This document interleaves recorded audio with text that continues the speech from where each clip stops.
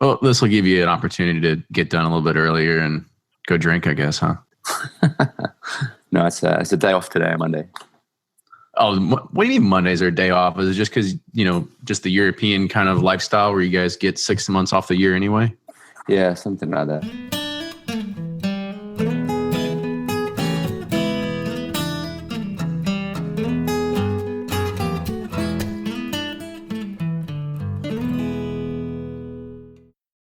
Always find what you love at Total Wine & More. With so many great bottles to choose from at the lowest price, it's easy to find your favorite Cabernet or a new single-barrel bourbon to try with some help from one of their friendly guides. And with every bottle comes the confidence of knowing you just found something amazing.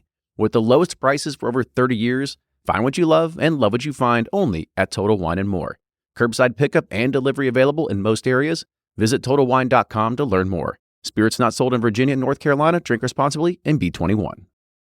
Play Whiskey Wednesday, Round 11, the memory game. Until June 26, each week you can win one of our 12 incredible grand prizes. Select 2 doors at checkout. And if they match on drawing night, you'll win that bottle. Not a match? No worries. You still score a Weller 12-year. Every $5 ticket gives you 5 chances to win, including 4 weekly bonus prizes. Get your tickets now at give270.org. Charitable Gaming License ORG 0002703. From their bar to yours, Chad and Sarah of the popular YouTube channel It's Bourbon Night bring you their favorite at-home old-fashioned mix with the new Elemental Elixir's Golden Hour Syrup. It's a custom-made syrup with notes of bold black tea, warm spices, and orange zest. All you need is your favorite whiskey and ice. No bitters needed. One bottle makes 16 drinks, so that's only $1 a cocktail before you add your own whiskey. They can also be enjoyed in other cocktails or spirits, mocktails, coffee, tea, and anything you can think of. It's crafted locally in Lexington, Kentucky, and you can get your bottle now at whiskeyambitions.com. Do you ever pour yourself a bourbon, swirl it around, and then start struggling to come up with tasting notes? And perhaps you're also looking for a good Father's Day gift idea. Well, you can now solve both with a kit from Knows Your Bourbon. And unlike other nosing kits on the market, Knows Your Bourbon kits feature real ingredients for the most authentic aromas. You can smell real Tahitian vanilla bean instead of some synthetic aroma that's just made from chemicals. So head on over to knowsyourbourbon.com and enter code BP10 for 10% off your order. Ed Bly and Rising Tide Spirits are back again with a new release of Old Stubborn Bourbon. And this release of Old Stubborn is a premium hand marriage of 10, 11, and 12-year cask strength, barely filtered pot still bourbon. It comes in at a staggering 123.8 proof, and the flavoring grain for this one, which the last one was wheated, but this time it's now rye. Rich, sweet, and bold with a long finish that's sure to be another eye-opener. You can order online at Sealbox or thebourbonconcierge.com, and you can even purchase in person at Revival Vintage Spirits, and even now with very few select stores in Kentucky. You can get it now while you can, but be sure to do it because it's not going to last long.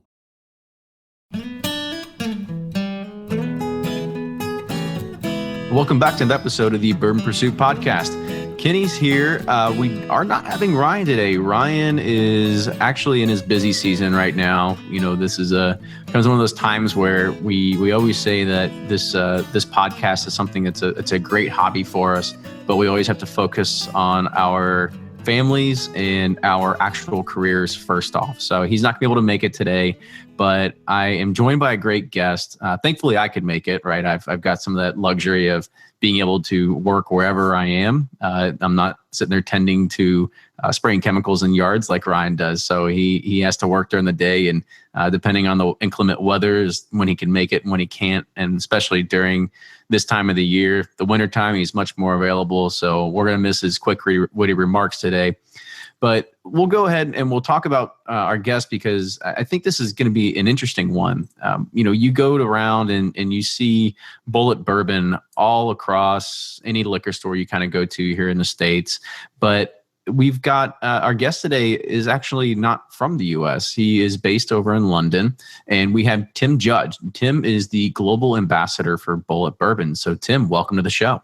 Yeah, thank you very much. It's great to be here. It's my first podcast, my first Google Hangout. So see, we're going to knock it all out. Yeah, we're getting you a lot of firsts right here, and I think you're going to be a first for us too. Like talking a lot of this stuff about Bulleit for the first off, and then as we had mentioned before we started recording here, that we'd like to have you come back on again because I think it'd be good to learn more about the international bourbon market as well. Because I'm sure there's some things that aren't necessarily seen here in the States that you would see in, or maybe even the growth factor. But today we really want to focus on Bulleit and you and all those great things. And so the question that we always ask our guests is kind of, how did you get into, bourbon or whiskey in the first place? It goes back about 10 years, about 2005. I was living in the UK. I had various bartending jobs here, there, and everywhere. But my mum passed away at Christmas 2005. And that was the kind of huge life-changing event and inspiration I needed to kind of change my life around and just go off and chase some dreams. So beginning of 2006, I quit my job in England. I was running a beach resort down on the tourist town of Falmouth in Cornwall. And flew to probably the furthest away place in the world. So went over to New Zealand with no real plans, but a dream to become a real cocktail bartender and really kind of get into that side of it in a country that I'd always wanted to visit. Got a one-way plane ticket, landed in New Zealand, toured around the country for a bit, and then got myself a job at one of the top cocktail bars. Really got into the whole cocktail scene, started to enter some competitions, and I started to win a lot of competitions and found that I was actually not so bad at making drinks. And then 2009 got the award for Bartender of the Year in New Zealand and won that competition, which opened up a kind of heap of doors for me internationally and gave me a lot of offers to go and travel the world and get some consultancies here, there, and everywhere. So after analyzing a lot of the offers I got, I probably took the craziest one that I could find, which was to go to India. Oh, wow. That does sound pretty crazy. So I guess before we jump there, like what was that cocktail that you said that you made that kind of jump-started your career? It was a whole series. So cocktail competitions are generally about a series of cocktails and how you perform and present across a series. So it was a number of competitions I did, from vodka brands to rum brands to bourbon to scotch. I managed to do quite well in all of them. And then the Bartender of the Year competition was a series of different tests and examinations and presenting cocktails, speed challenges, to kind of test all of your skills. Gotcha. So then what took you to India then? You said that was like the craziest opportunity. Yeah, I got an offer to go and do a 1-year consultancy at the Taj Mahal Palace Hotel.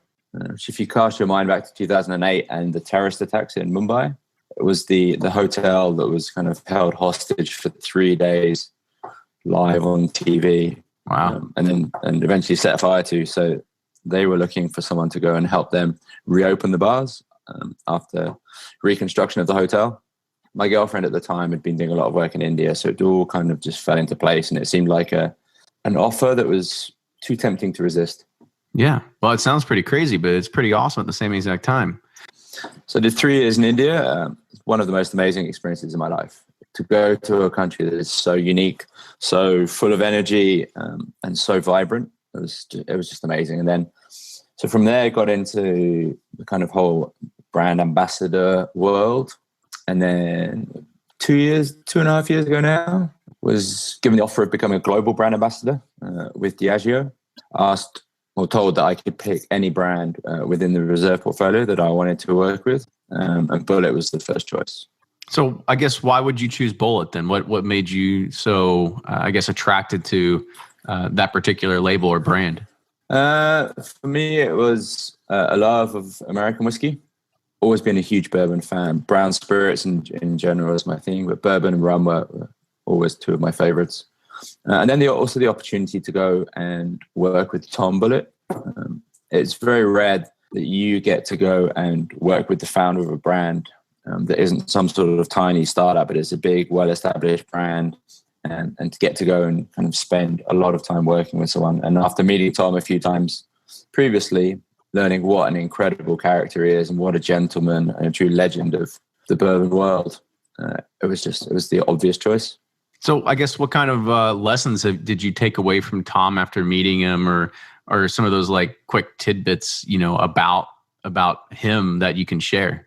It's probably one of the most, without a doubt, the most charming, quick-witted, funny, self-deprecating, and generous man I've met in quite some time. My first meeting with Tom was in Kentucky, and we were going to have breakfast on the Dixie Belle down on the river. Knew who Tom was, introduced myself to Tom, and he's like, "Hey Tom, hey Tim, nice to meet you." We chatted for about half an hour, and then he starts fumbling around in his pockets, and he pulls out the keys to his car, and he's like, "Tim, what's this in my hand?" And I just look down, and I'm like, "Well, it appears to be the keys to your Porsche, Tom." "Oh, you're right, Tim." And then just hands me the keys, and then tells me that I'm going to be his driver for the rest of the day. There you go. He didn't want to feel like calling an Uber. You're his own personal Uber for that day then, right? Yeah, exactly. And then he had the little freak out moment when he realizes that I'm from England and I drive on the other side of the road. Yeah. And sit on the other side of the car. Yeah, I was about to say, I was like, your shifting hand is the other one, right? Yeah, exactly. So, we've had global ambassadors on the show before, and, they talk a lot about, the job is talking to bartenders and about their bourbon or attending events and handing out cocktails. But you're a global ambassador. So what more does that entail than just having those two types of things that are involved? So for me, the ambassador program with Bulleit is a big part of, I would say, our strategy, because we do very little advertising. You'll see the occasional giant Bulleit logo plastered up somewhere around the US, but that's all we really do. So we focus a lot of our time and our energy in partnerships, and the brand ambassador community that we've built around Bulleit is a huge part of that. So in the US, we have a whole team across the country who run programs like the Bulleit Woody, which I'm sure you've seen. It kind of runs around the US. And in Europe, we have a team of 12 ambassadors now across Europe, all focused on Bulleit. So I manage that program. I help kind of devise drink strategies to make sure that we've got some great serves for people. And one of the really cool things that I get, and probably the coolest part of my job right now, is I get to do some really, really cool creative collaborations. So because Tom's got this amazing story of he was a lawyer, former Vietnam vet, and then 1986 he wanted to kind of chase his dreams of becoming a bourbon man. He's through and through Kentucky, grew up in Louisville, lived in Lexington. He had dreams of of having his own bourbon brand. So in 1987 he launched Bulleit Bourbon and chased those dreams and quit a very successful law practice. So what we do now is we look for people that have a similar story. So kind of creative entrepreneurs who had a job that was kind of not very exciting, and then quit everything, risked everything that they had to chase their dreams. And we find these people, and then we try and do like some really cool collaborative projects with them. So I guess the most famous one in the US we've done is the Noble Denim partnership. I'm not sure if you've heard of this one. No, sure haven't. But we partnered with Noble Denim, a company out of Cincinnati, to create the world's first barrel-aged jeans. Interesting. Yeah, so we worked with them to kind of come up with an idea of how we can tell the story of bourbon and denim in a single product, and it all came down to aging, because both products age, and the result of aging get better with age. So with bourbon, the longer it spends in the barrel, the more influence the wood has on the spirit. And with denim, the older the jeans get, the more faded they become, and the more they tell the story of the person that owns them. The idea was to kind of combine those two stories into a pair of jeans. At least, we've always seen like a history of jeans here, at least in the US. Like, I guess across the pond, fashion's always a little bit different, right? But yeah. I think it was a few years ago, like you always want to just, everybody, as soon as you got a new pair of jeans, you want to cut holes into them and take a pair of scissors right to the knees and go wash them and get them frayed. And then as of late now, it's like very like slim, dark blue, like the darkest blue kind of jeans you can get. Never wash them. Yeah, exactly. Wash them like once every 2 years. And no, so that's definitely an interesting concept. Yeah. It sounds like that was a really fun project to work with, and we kind of we really find interesting projects like that. Try and do things that haven't been done before, push the boundaries, and really engage these creative people. I'm currently working on a project where we found a guy from South Africa who was a chef who moved to London with the dream of becoming a bicycle builder. So he hand builds steel bikes of an incredibly high standard. And his family also comes from a line of Coopers. So they used to build, his father, his grandfather, his great-grandfather used to build barrels that aged South African brandy. And his father used to work for Jim Beam. And now he's one of the most awarded custom bicycle builders in Europe. So we're doing a project with him right now to create a Bulleit bike. Yeah, where we kind of try and tell the story of Bulleit and the production of the bourbon through a physical bicycle. And we'll just touch on you real quick, because I'm sure that kind of rings touches your heartstrings when it talks about bikes, right? So kind of give everybody an idea about you and a life outside of the brown spirits. So there's two big passions outside of spirits, which tend to kind of get involved in work as well, and that's cycling and coffee. So since I was knee high to a grasshopper, I've been on a bike. I grew up living opposite a BMX track. So I would always kind of spend my time throwing myself off, much to my parents' disgust of coming back covered in blood and cuts and falling off my bike a number of times. And then got into mountain biking quite seriously, started racing. And now I've moved to London. It's not really many places to go mountain biking in London, so it's moved now to road bikes. So I spend as much of my time as possible cycling. And probably a good chunk of your money too, right? Because I know those high-end bikes aren't cheap. It's not a cheap hobby at all. So a cheap hobby. I just got back from the Alps and riding some of the mountains that the Tour de France guys go over, which was the best holiday I could possibly imagine. Then I also kind of try and bring a little bit of charity work into it as well. So every year I can set myself a challenge to raise money for charity. So this year I am cycling, running, and swimming 10,000 miles for charity. Well, it's 9,999 more I can do. So applaud you on that one. Well, cool. So I want to shift it back to bourbon a little bit here.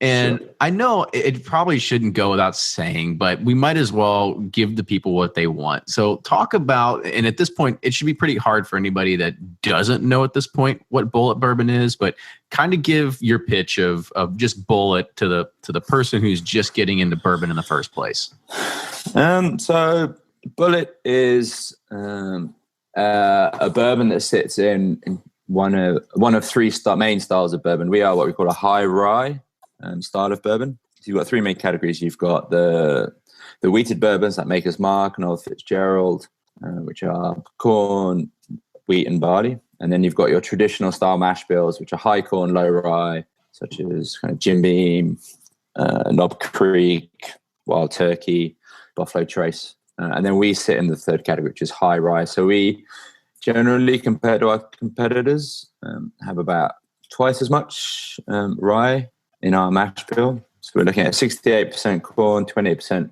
rye, and 4% malted barley. And that rye is going to give us kind of a slightly spicier note for the character to the bourbon, which just gives a different style. A lot of people think that kind of all bourbons taste the same, that they're all sweet and they're all not as good as Scotch. But the more you dive into the category, the more you realize that there's an incredible diversity, both styles and flavors. Yeah, exactly. So that's the kind of So that's kind of liquid. A little brand history. So Bulleit was founded in 1987 by a very charismatic Tom Bulleit, chasing his dream, quit his law practice, and with the support of his very loving and wonderful wife Betsy, founded the brand. He originally had the idea to call it Thoroughbred, until someone pointed out that was a terrible name, and he actually had a really cool surname, so why not use that instead? Yeah, because he had his family history that was involved with bourbon distillation at one point, right? Yeah, so Augustus Bulleit, who is Tom's great-grandfather, emigrated from France in 1817, kind of landed in Louisiana, probably in New Orleans, and then traveled around those frontier states as a tavern owner. And most tavern keepers of that period would have also had a small still and would have been distilling their own bourbon to their own kind of personal recipe. So Tom kind of found an old family recipe that Augustus had used and decided to bring it back to life.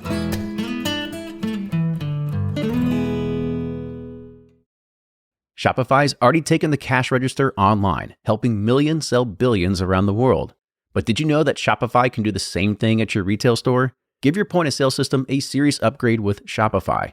Shopify's point of sale is your command center for your retail store. From accepting payments to managing inventory, Shopify has everything you need to sell in person. And with Shopify, you get a powerhouse selling partner that effortlessly unites your in-person and online sales into one source of truth. Track every sale across your business in one place and know exactly what's in stock. Connect with customers in-line and online.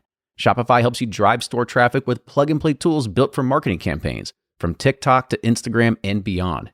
And get hardware that fits your business. Take payments by smartphone.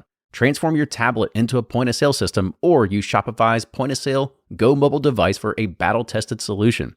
Plus, Shopify's award-winning 24/7 help is there to support your success every step of the way. Do retail right with Shopify. Sign up for a $1 per month trial period at shopify.com/bourbon, all lowercase, and go to shopify.com/bourbon to take your retail business to the next level today. Shopify.com/bourbon. If you're anything like me, then you can't get enough about bourbon. And that's why I'm a subscriber to Bourbon Plus magazine. Bourbon Plus is a quarterly publication that tells the stories from the heart of bourbon, the farmers who grow the grain, the distillers who labor over the process, and the people like you and me who raise their glasses to celebrate it all. Subscribe to Bourbon Plus magazine today at bourbonplus.com, that's PLUS.com, and use code PURSUIT at checkout for $5 off your subscription.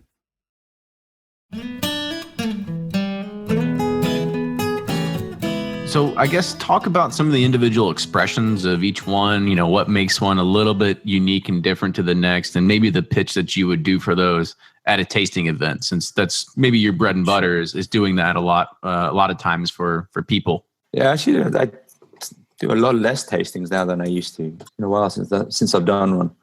But we've got 4 expressions now.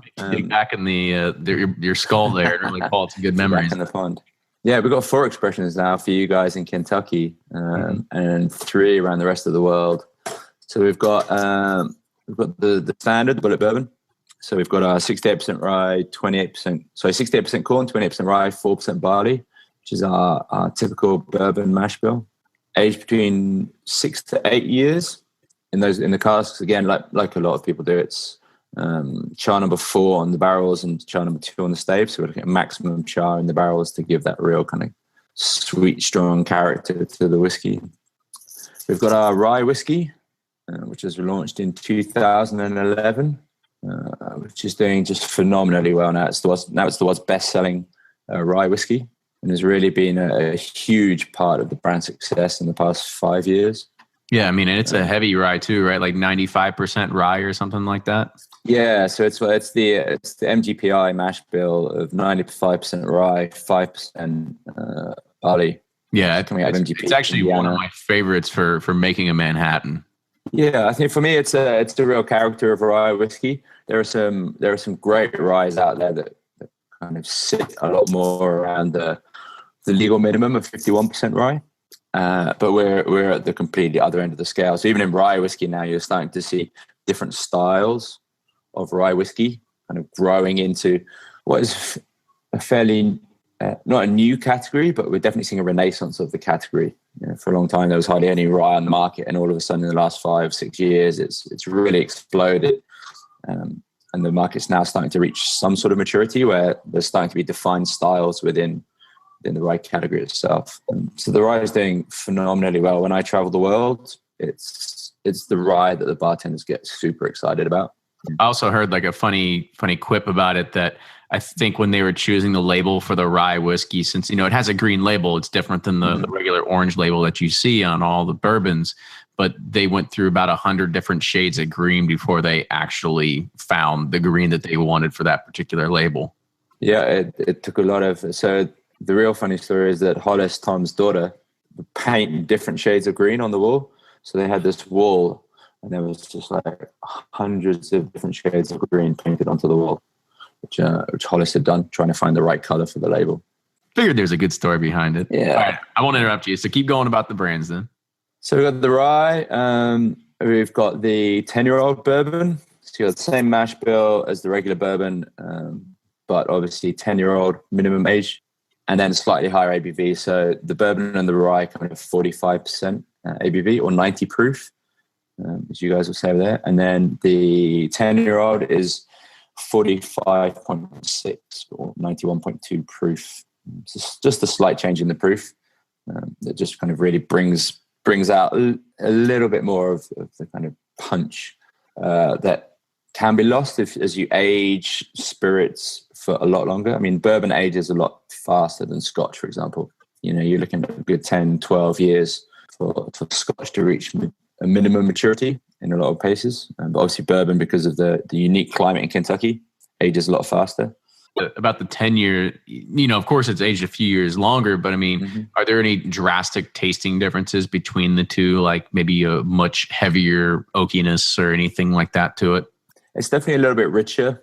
It's still got the characteristics of the high rye, so you've still got that kind of nice spiciness, balancing the initial sweetness of the corn, because the mash bill will always shine through in a good bourbon. But it is a little bit richer. You do get a little bit more kind of just the mellowing from the wood. I wouldn't say kind of it's not a woody tasting, but the wood just kind of mellows the spirit out a little bit more, makes it a little bit richer, rather than that kind of fresh, youthful vibrancy that you get from some of the younger bourbons. And then our newest one to market, which was launched earlier this year, is the Barrel Strength, which is a Kentucky only release. So you guys are very lucky. The rest of the world is chomping at the bit.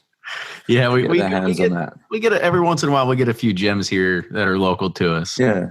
So have you actually had a chance to try the Barrel Strength yet?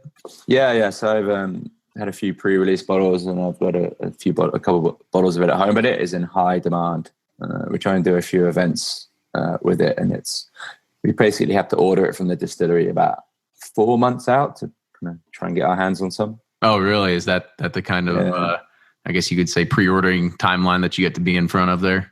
Yeah, it's just in such high demand. You've got people in California and New York going crazy because they can't get their hands on it. And the world has changed, I think. The world is now very much global. So what happens in Kentucky doesn't stay in Kentucky. If you try and launch a product in Kentucky, the next, within a week, that product will be in collectors' hands, in passionate people's hands, anywhere in the world. Right. Some of our brand teams were kind of like, what do you mean that people in Norway have got bottles of Barrel Strength already? We only sell it in Kentucky. It's amazing what you can do with a shipping label, right? Yeah, exactly. You get a shipping label and a box of nerds, and you don't hear a thing. So another cool thing, at least that I like about bourbon, is it's had some time, or at least with Bulleit, it's had some appearances in mainstream media. Like it was actually in HBO's Deadwood, which I thought was kind of interesting, right? So that's the bottle, the great bottle that Steve Sandstrom from Sandstrom Partners designed all the way back in 1999. That bottle. 1998, when Bulleit was still part of Seagram's. Just an incredible bottle that has won kind of every packaging design going, and has become a real icon for us. I think the bottle is a huge part of the brand success as well. Yeah, I think so too. There's always an edge of marketing into everything, and I think that it's always one thing that when you look at it, you always have to take with a grain of salt, right? Because the one thing that you see on it says Frontier Whiskey. Yet, if anybody ever comes across a real bottle of like Frontier Whiskey, odds are you're probably never going to want to drink that anyway, right? Exactly. Yeah, exactly. Yeah, I mean, whiskey from the early 19th century in the Frontier was not refined at all, should we say? Most of it would have been unaged. It would have been probably flavored with all sorts of things just to try and make it taste less shit. Yeah, to put it easy way, absolutely. Yeah. But there was also there were also some people who were taking it a little bit more seriously and trying to create a good quality product. Kind of hear stories about people making 10, 12, 20-year-old bourbons and really trying to make a great product. Well, the other thing about just having Frontier Whiskey, right? It's not, I don't want people to think like, oh, they're lying to us or they're just making, crazy marketing claims, but really, I think the idea behind it was to try to tie the heritage of Tom Bulleit back to his great grandfather. And it's of course not the same exact recipe per se, right? But it's just a way to kind of have those two be a little more synonymous with one another. Mm-hmm. Yeah, exactly. And today we kind of take a more liberal, or more interesting, I think, use of the word frontier. So rather than kind of linking it back to Augustus and the heritage of Bulleit, we kind of look at frontier as being more of an attitude for people who are risking everything to chase their dreams, to be entrepreneurs and to really push the boundaries within their fields of expertise. Kind of like Tom did when he risked everything, his whole successful law practice. He put his house and his mortgage on the line, and everything to found Bulleit and to kind of really start this bourbon company. Because for a long time it was not particularly successful. It was Tom on his own, actually with his daughter Hollis, kind of traveling from bar to bar, trying to kind of hand sell his bourbon to bartenders. Mm-hmm. And it's only it was that hard work and that groundwork that him and Hollis put in that have really laid the foundations for the success of the brand in the last few years. I'm trying to say that frontier is now an attitude rather than like a physical place and time.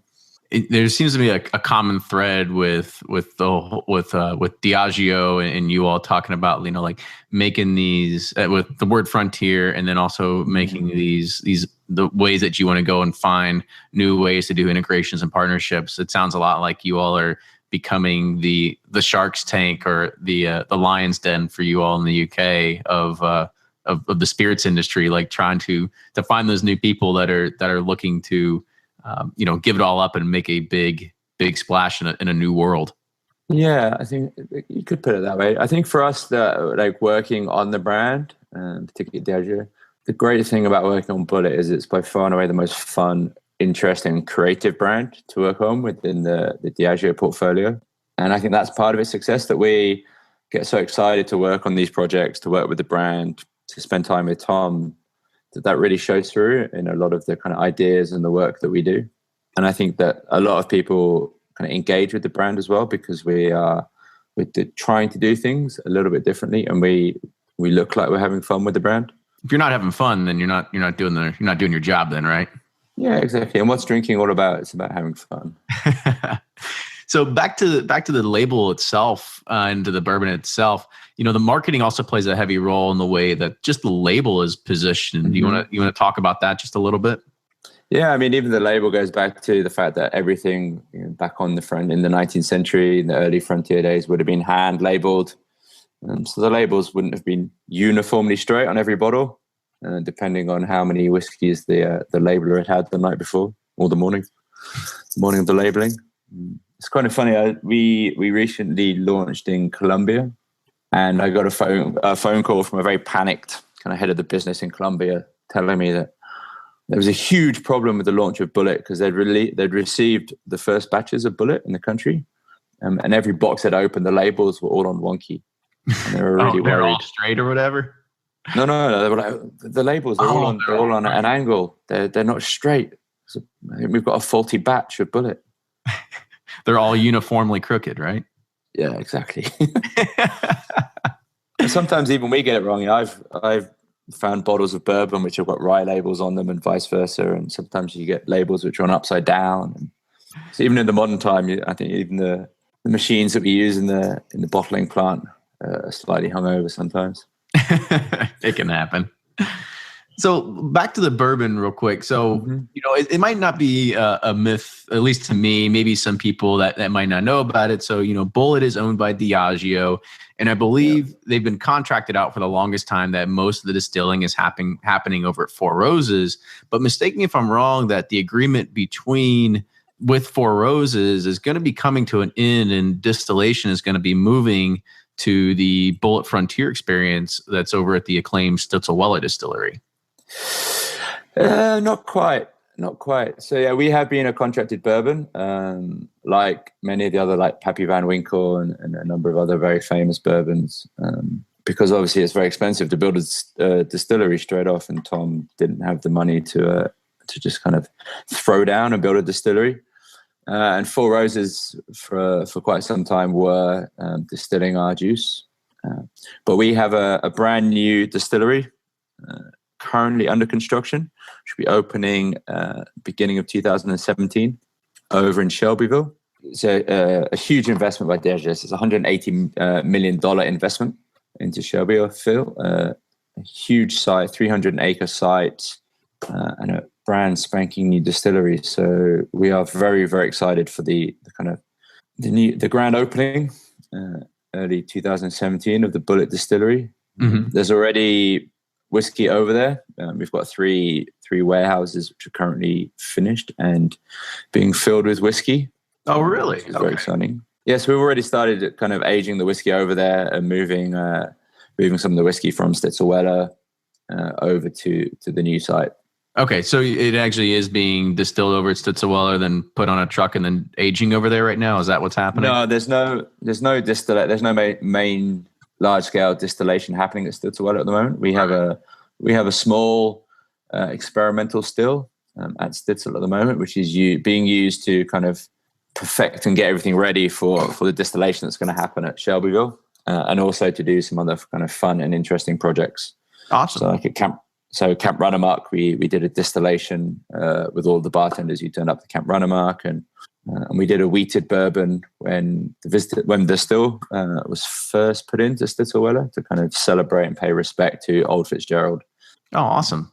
That's pretty interesting. Yeah, because I think that's one of the things that a lot of people are going to be wondering about, because we've still got a couple of years ahead of us until maybe those barrels are going to be ready for dumping, and then the new pieces are going to be ready for distilling. So, do you see maybe a small change in the taste coming because it is coming from something that was being distilled at Four Roses at one point to something that's going to be completely done by somebody else, which you can only go so far, right? You can only buy so many grains from the same wholesalers, whatever. So there might be slight variations, but if the recipe's not changing, probably not too much to the common palate. Yeah, and that's the challenge for our master distiller, and the reason why he gets paid so much money. And it is a very long and difficult process to kind of make sure that the juice that comes from the new distillery is as close as possible to the juice that we've had previously from our contracts. There will always be variations from batch to batch, and you can never have two things that are absolutely identical, particularly in the world of bourbon, because we're not allowed to add anything at all. We can't use distiller's caramel that they use in Scotch and some of the other tricks of the trade that some other spirit categories, which we won't mention, get away with. Yeah, but we can't do that with bourbon. So there will always be a kind of natural variation from batch to batch. So the job of our master distiller is to make sure that variation is as small as possible. Right. And there is the consistency from batch to batch. So back on episode 23 of our show, we had Carol Perry on, and I think you had the opportunity to meet him at one point, right? So I love that guy. Tell me what you think about him. Every time I go to Stitzel, I make sure that I block 2 hours of my time just to go and sit with Perry and just listen to the stories. I mean, I listened to your show when you interviewed Perry, and he is just an absolute legend of the industry, and he has more stories than you could possibly imagine about life about the bourbon world in Kentucky. Yeah, I think we might have to do a follow-up show on him at some point. Yeah, it's just, and whenever I'm there, even if I'm not with Perry, just hanging out in the visitor center, just hearing people kind of come into the visitor center, everyone talks about Perry. He's such a character. Oh, he's such a nice guy too, right? So as soon as you roll up, it's the first thing. He's the first guy you see. The story, there's a real nice link with him and Bulleit as well, that him and Tom both served in Vietnam, and they were both stationed in the same town during the Vietnam War. Did they know each other back then, or is it kind of just like you went all that way and had no idea? Yeah, I don't think they met when they were in Vietnam, but Perry's got some lovely stories of him and Tom kind of sitting on the veranda up at Stitzelwetter, just talking about Vietnam and kind of sharing old stories. Back to you a little bit, in the States, there's a lot of people that are, buying whiskey and bourbon and starting to grow collections, myself included. And they're just trying to round up as many as they can for fun and for tasting. So yourself, do you have a fairly large collection of bourbon and whiskey? Can you see my screen? So I'm looking at probably close to 100 bottles, maybe something like that. It's about 400 bottles. 400. There you go. Yeah, I've got about 100 bottles of bourbon and rye, and then there's obviously scotch, rum, vodka, gin, tequila. Well, that's awesome. So for our Patreon listeners, you can watch this hangout, and you could be able to take a snapshot of that. But that's quite the collection. You got any personal favorites that you have in there, or maybe the ones that I guess you'd say you're saving for the right opportunity? Yeah, I mean, I have a small collection of scotch, which is an investment, should we say, which doesn't sit here because it's far too tempting to open. Yeah, it sits in a very safe place. But when it comes to kind of American, I find the Orphan Barrel series really interesting, just because there's a lot of whiskey in there that, if it hadn't been for the Orphan Barrel project, would never have seen the light of day. And they've done some quite interesting and innovative things. So that's really good. What else do I like that's up there? I mean, the E.H. Taylor stuff, I think is absolutely incredible bourbon. Everything I try from that label is just absolutely spot on. Well, good. See, you're human after all. You're not just always hooting or tooting the corporate horn, right? Oh no, definitely not. And it's such an exciting time for American whiskey right now. There's so many new labels coming out. There's so many people doing such great stuff. I really love a lot of the stuff that the Bulleit guys are doing as well. And kind of my first bourbon love, and I'll probably get in trouble for my bosses for saying this, but was Booker's. Oh yeah, Booker's was the bourbon the first bourbon that I tasted that really kind of rocked my world. And made me realize what real bourbon was all about. When you started getting into barrel proofs, right? That's where it's gonna hit. Oh yeah. So we're gonna wrap it up real quick. I got two last questions for you. So one actually comes from Blake over at Bourbon, and he mentioned it on Twitter this morning. And since you've got a pretty distinguished past in the bartending world, if you're gonna be making a lot of like classic bourbon cocktails, what are some of those ingredients that you should always have on hand? Besides the kind of usual things, so like making a great whiskey sours, you want lemon juice and some simple syrup. Some of the ones that I really love is apricot brandy. I think is a great ingredient that really just partners so well with bourbon. There's that classic flavor combination of bourbon and peaches or apricots. So things like the Georgia julep. Even if you look at things like Southern Comfort, which is a modern day take on a very traditional method of flavoring bourbon with peaches. I think a bottle of apricot brandy can really be a really fun ingredient. Make a Manhattan and just drop a little bar spoon of apricot brandy in there, just to add a little fruity sweetness to the palate. I think it's a great one. Obviously, you want to kind of carry a good stock of bitters.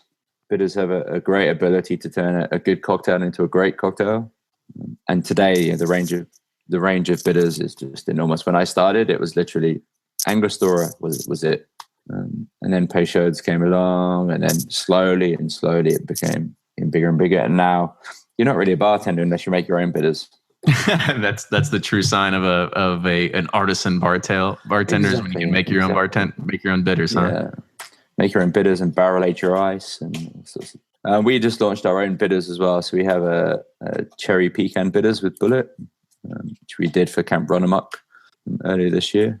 Oh, cool. So now everybody knows that those are the things you need to have on stock here if you're going to be making a lot of those kind of classic bourbon cocktails then. Yeah. So last question, just if people want to get a hold of you, whether it's on Twitter or anything like that, how do they do it? Ginger Bitters is my online persona. So Instagram, Twitter, Ginger Bitters. Well, Tim, thank you again so much for being on the show today. It was, it was really great to, learn more about Bulleit, right? We actually haven't had Bulleit on the show before. We talked about it, and I didn't know if we were ever going to get Tom on. Didn't really try too hard, but this was something that people had actually reached out to us and they said, I think Tim would be great. And I think you gave a lot of great information, about the Bulleit brand itself and the intricacies of it. And I think you come with a pretty great storied past of your bartending experience as well. So it all kind of meshes together for a really great story. Fantastic. Well, thank you very much. How about we do this? I know you want to get me on again, so I'd love to talk about the global world of Bulleit and things outside of the US. But let's see if we can kind of get Tom on the show. Let's do it. If we can, I'll be more than happy to do it. I would, So I'm in the US in September, so maybe we can kind of sit down with Tom and book in some time in September to do a show with him. I'm sure your guest would absolutely love to talk to Tom. He's such an interesting character. I've got mobile podcasting equipment. I can be anywhere at any time. Perfect. So if you like what you hear, make sure you subscribe to us on iTunes. You can also follow us on all those great social media channels. Follow us on, like us on Facebook. Follow us on Instagram and Twitter. Also, if you like what you hear, please support the show. We can't keep taking all this time out of our daily lives to keep doing this without your support. So you can find that on Patreon. That's patreon.com/Bourbon Pursuit. And if you have any other show suggestions, comments, feedback, we take them all to heart. And send us an email. It's theduo, THEDUO @bourbonpursuit.com. And we will see you all next time.